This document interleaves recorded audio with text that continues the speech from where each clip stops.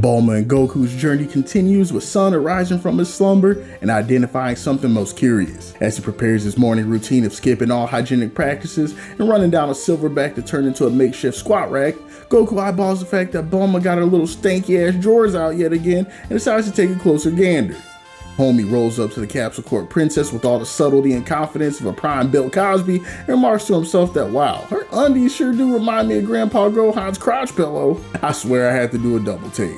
Old ass Grandpa Gohan really had his adopted son parking it on his nutsack to take naps out in Appalachia? Please let this be some kind of cultural miscommunication I ain't up on, y'all, because the more I read Dragon Ball, the more it got me thinking 85% of the roster belongs on the registry like They Not Like Us album cover. But something is amiss. The comfortable bulge Goku has come to expect when he rests his temple down is nowhere to be found. Curious, he flips over to take a closer look and after removing Bulma's bloomers, has the biggest scare of his 14 years on Earth. All the nappy-headed jungle man can do is hold his chest and weep for Bulma's loss, weakly informing her that the balls, her balls, seem to have been spirited away by a yokai somewhere in the dead of night. In a panic, Bulma feels a fresh morning breeze and runs to where the Dragon Balls are being kept. 1, 2, 3, all accounted for. Should have known a kid with no knowledge of electricity probably wasn't the one to trust with basic math, but since she was up and at him anyway, decided it was time to keep it pushing and begin the journey for more Dragon Balls. As Bulma prepares her coffee, Goku decides to head out for a quick moment for a morning workout. And what y'all think? Little homie probably just went out, hit a jog, maybe practiced a little martial arts? Hell no. This little crackhead son Goku picks out the heaviest rock he can find and bear hugs that thing until it cracked under the pressure like somebody told Embiid he's gonna have to play on them back-to-backs. Not satisfied with the destruction, Goku hulks out and finds another object to perk out on, but is shocked when the rock begins talking to him. Damn, son, I ain't been gripped this tight since Miss Turtle started taking the manga pills. Bulma's slow ass really did turn into a turtle after all that waiting around. As Bulma walked out the house and received yet another bitter warning of Goku's potentially room temp IQ, Turtle desperately needed to plead his case. Damn, y'all, I blew through my last bit of indica and I got cotton mouth like a mug. One of y'all be so kind as to bring an absolutely blazed sea turtle a bucket of salt water? Your boy would really appreciate it. Maybe throw in a little bit of seaweed too so I know it's real. This demanding ass turtle was already starting to get on her nerves, but Bulma obliged and big fella got his munchies on. He explained that he was indeed a turtle and he got lost on the hunt for some shrooms he needed to take back to his old lady and roommate. Big homie got a worse internal compass than Zoro and asked if the current company would be so kind as to help him get back home. Bulma couldn't get the hell no out fast enough, remarking that she only had 30 days to find get the Dragon Balls, and playing Google Maps for a damn sea turtle wasn't on the playbook. Goku was like, bet, share some of the mushrooms with me and I'm your guy. Picked the turtle up over his head and that man started skedaddling. Best believe Bulma Briefs was big pressed, yelling at the young goat to never come back again if he was really about to chauffeur that turtle. But y'all already know how hard-headed this YN Goku is, but he was already 2 kilometers away by the time she got what she needed to off her chest. As Bulma began making plans on how to finish the rest of this journey solo, she remembered that the kid still had that Dragon Ball on him. Not only that, but when she looked outside and saw what part of town she was in as Gojiro's nephew started walking by, she called an audible, hopped on that bike, and was determined to meet back up with Sun with a quickness. Seeing Bulma not even last 10 minutes before cracking, you already know Goku had to make a few sideways comments telling her about herself, but the roast session didn't last long, because the Stooges found himself getting pressed by a bear with a mohawk who decided he had a hankering for some sea turtle. I forgot how wild random Dragon Ball is at times. Goku and Bulma just be out here doing side quests, delivering turtles to water, and next thing you know they get stopped by Kuma from Tekken 8. Bulma's absolutely hilarious too. She gave up Turtle without a second thought, threw him under the bus faster than Dak be throwing picks to the defense. Goku decided that he had to square up off principle though. Low-key Buddy wasn't even worried about protecting Turtle. He just didn't like the cut of this fella's jib and would be damned if he got absolutely bitched out by Bear in the Big Blue House. Bulma's about halfway to parts unknown before she looks over her shoulder and realizes Goku is really about that business. And here we go again with Goku being the most unserious person you know, squaring up with Yogi and playing a single player game of rock, paper, scissors, smacking Buddy square in the temple, and had his brain bouncing around his skull like Antonio Brown in 2022.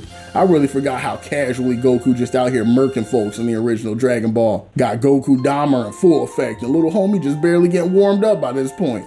With no fanfare, they step over Baloo and deliver Turtle to the shore. Homie's got tears in his eyes. After blowing his load on a year-long dry run, he's thankful to be able to dive into something wet. But Franklin is nothing if not grateful and tells Goku and friend to chill by the water for a minute. He's got to grab something from his apartment real quick and he'll make sure they're rewarded for their hard work. Time passes and Bulma is absolutely sure they got fleeced by Leonardo, but right as hope is lost, Goku peeps something on the horizon. It was Turtle. Not only that, but he appeared to have something on his back this time too. As Turtle inched his way forward, they realized that it wasn't gold or some kind of wild treasure he was hauling, but an old man, no less than 88 years old, pulls up and introduces himself as the Turtle Hermit. Bulma, convinced they found this dude perked out somewhere in the New York subway system, prepares to walk off. But Turtle expresses to the old man that the little boy here's son Goku was the hero of the hour and deserves to be handsomely rewarded for his Black Air Force activity and willingness to murder in cold blood at the drop of a Dragon Ball. The old man stares at the little fella and calls upon the immortal Phoenix, who unfortunately does not arrive because apparently it died of food poisoning, which is an absolutely wild statement, but ball up top. Since the Phoenix is a no-go, he next calls for the Kinto-Un. Out of the sky, a cloud begins floating down and makes its way next to the Hermit. Bulma, by this point, just baffled by what's happening, and she asks the Turtle Hermit just how and why he happened to come into the possession of a sentient cloud. Without skipping a beat, all the Hermit says is pretty damn rude for kids to be asking so many questions and to mind their own business. I'm dying, man. I feel like this was Toriyama talking directly to the audience and editors in the writer's room. Look, Akira, this is cool and all, but how the hell did the old man end up with these treasures in the first place? The viewers are gonna want to know. Man, y'all a bunch of nerds. Quit asking me so many questions. I got a new idea for one of Bulma's fits and y'all holding up my creative process. Goku sees the cloud and immediately asks Roshi if he has a fork. I can't with this fella. This man saw a dude summon a cloud from the sky and the first question he has is how it tastes with A1. Roshi explains that the cloud is a mode of transportation and can provide the owner with the ability to navigate the sky faster than any aircraft. It comes with a catch though. Only folks that can ride it are the ones pure of heart. So if he tries to hop on and has any type of grime to his name, it'll drop faster than a Kendrick Lamar diss track. Roshi attempts to hop on and show him how it's done, but apparently Buddy forgot what type of time he's on himself and dislocated his hip in at least 4 different places.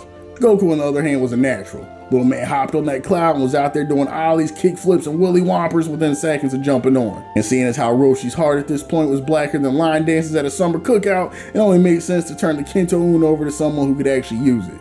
Seeing the way Turtle completely hold Bulma though for real caught me off guard. After Goku received his gift, he asked the old girl over there if she helped out too, and Turtle says hell no. It's actually messed up because she really did hook homie up with that seawater, but after immediately folding the Pooh Bear the second he showed teeth, I see how he would be giving her no types of play. And right here is something that we'll see as a recurring theme here in Dragon Ball, that being Roshi's R. Kelly tendencies. Weird, buddy. You're weird. Roshi decides that while Turtle may be stubborn about handing over a prize, he might be able to be convinced if he can take a quick little peek at some pantsu. Roshi be all the way for real, bro. This man is a walking case, bro. No wonder he lives all the way out on Epstein Island. Buddy probably ain't allowed within 1,000 kilometers of humanity in general, let alone a school zone. Got Buddy out here living in the OVO mansion. Bro, just what gotta happen in your life for you to get to the point where Roshi at? Even Turtle is like, bro, I'm an amphibian. I know what you just said is out of pocket. You ain't even asked how old she is, Unc? But it's far too late to be trying to talk some sense into the diddler over here. And Bulma, eyes ever on the paper, was more than willing to show a little fanny to get her eyes on the bag. What she didn't realize though is that after Goku's inspection earlier, her jaws were long gone and she inadvertently gave that old man enough raw material to work with for the rest of his days. Sicko like Roshi begins racking his brain trying to think of another gift to give up, because at this point all he's got left is garbage and hand-me-downs. He isn't left to wonder too long though, because Bulma peeps a chain around his neck, recognizes it as a Dragon Ball, and is locked in from that point on. She calls Goku down to celebrate and proceeds to reverse Uno card herself, talking too much about the finesse she was pulling as it was still in progress, leaving Roshi to rethink whether he's actually trying to give up that ball or not after hearing the lore dump and finding out what it can do. If there's one thing Bulma knows how to do though, is get a bag off a scent, and after machine gun panty flashes, or rather a lack thereof, Roshi's health bar is adequately lowered and proceeds to hop back on his turtle to OVO Island so he can relive that foul moment for the rest of his days. Bro, the way Turtle was looking at him, Buddy sat there murmuring to himself about what an experience that was. He looked like he was ready to flip his back and let them both drown in that water. As the happy couple made their way back to their trailer with their new treasures in tow, not all was peaches and cream. Bulma went inside, looked on her bed, and saw a very familiar pair of underwear. and since they were laying there, that meant they weren't somewhere else, and like a Jimmy Neutron brain blast, all those flashes towards that creepy-ass hermit now carried a weight that she was not ready to bear. Then this man YN Goku walks in, sees that Bulma is completely mortified, and being the pure soul that he is, decides to cheer her up. It's okay, Bulma. At first I thought a life with no meat was barely worth living too, but after giving it some thought, I think you'll be just fine as long as you don't spend too much time looking down. Bulma was beyond lost and hit him with the Drewski. What do you mean by that? Oh yeah, I forgot to tell you. This morning when your junk was hanging out, it reminded me of nap time with my grandpa Gohan. But when I felt your Frank and beans were missing, I threw off the drawers to double check, and lo and behold, they were really gone. But it doesn't look like you're bleeding or nothing, so maybe girls' parts just come on and off like a Mr. Potato Head or something, you know? Summoning it from the same place CJ from San Andreas been keeping his inventory, she pulled out a Uzi and started tagging Goku for an unforgivable violation. But me being me, I gotta ask, how homegirl didn't know she was missing her drawers after all this time? Because after Goku dipped out on the turtle, Bulma took a ride on a whole motorcycle to catch up with the both of them. What you mean she didn't feel she ain't have anything on? She might want to go to a doctor, bro. That kind of loss of feeling gotta be an indicator of something malfunctioning. Eventually, Bulma found it in her to forgive Goku and decided that the hunt for the Dragon Balls needed to continue. Thinking the fastest way would be to hitch a ride with Goku on his cloud, she hops on head first, dropping faster than America's economic status. Was beauty a disqualifier and purity of heart? Goku was so far from surprised though, it took him 2 seconds to recall her trying to finesse his grandpa from him with the use of her musty kitty, and he had all the evidence he needed that she wasn't built for the Nimbus. So Goku took to the skies and Bulma busted open a capsule, and the two continued forward to the destination for the next Dragon Ball, which brought them to an eerily quiet village. Goku, being the undomesticated basket case he is, knows that there are people here, and finds the nearest door and puts his whole arm through it like he's Jack Nicholson. And as he's looking around in the dark, Buddy gets absolutely devastated by a hatchet straight to the medulla. I mean, this old fella really put some order behind it. Hit YN Goku so hard the entire hatchet evaporated and left Goku with one of those Looney Tunes goose eggs like Foghorn be giving folks. Now anybody else would have got bagged and tagged, but all this did was piss Goku off, and right before he was about to catch his first on-screen human body, he stops himself from the old dude in front of him, starts pleading that Oolong please spare him, and that he was only there to protect his precious daughter. Knowing for damn sure his name ain't Oolong, Goku puts the extendo away long enough to gather some information about what's actually going on in this place. After realizing that Goku and Bulma come in relative peace, the rest of the villagers begin to make their way out of their homes to see who would be dumb enough to come into their town right now with everything they got going on. An adorable young lady takes it upon herself to give Goku a cold compress for that goose egg he's nursing. But of course, YN Goku couldn't let a good thing be a good thing. He notices that he's getting a similar vibe from this person that he got when he met Bulma, and proceeds to give her his now patented Goku ball check in broad daylight, right in front of the girl's pops to confirm his theory. Bulma was ready to Batista bomb him then and there, but she knew she had to figure out what was going on in this place, so she spared him this time. Apparently, the entire town was under oppression for some creature called Oolong. Buddy is said to be some kind of geeked out shape-shifting monster who, for some inexplicable reason known only to Diddy, demands the younger daughters of all the parents of the village, most recently demanding the daughter of the man that was looking to reinitiate Goku's battle with CTE. And here we go, y'all, with OVOZ. Why is half the cast we run into in Dragon Ball so far out here checking for young girls like Draymond be checking for technicals? Whole roster needed intervention, bro. No wonder Goku out here smoking folks and asking questions later. He been to what type of time they were on. I gotta apologize for coming that little man sideways earlier. While Goku's already offering to run the fade strictly for the love of the game, you already know what type of time Bulma's on, and she's gotta have a little incentive first. She pulls out her Dragon Ball and learns that one of the local grannies has a treasure that looks just like it and proposes a trade. She sicks her pit bull Goku on Oolong in exchange for the old lady's Dragon Ball. Bulma really thinks she Mike Vick out here the way she got a collar on YN Goku, but Goku decides there's a little something in it for him too, as he starts pushing up on Grandma and giving her his patented ball check, leaving her more flattered than repulsed. You're a little too young for that, young boo, but I respect the game. Uncle over here was something of a cougar hunter himself back in them days. And so the deal is struck. YN Goku will put on his finest dress and scarf combo and use all his underage charms to lure Oolong in, and once that creep is in smelling distance, the games will begin. And here, homies, where the Chris Hansen festivities in full swing is where we'll call it. Tune in next time as Goku comes face to face with the terrible Oolong.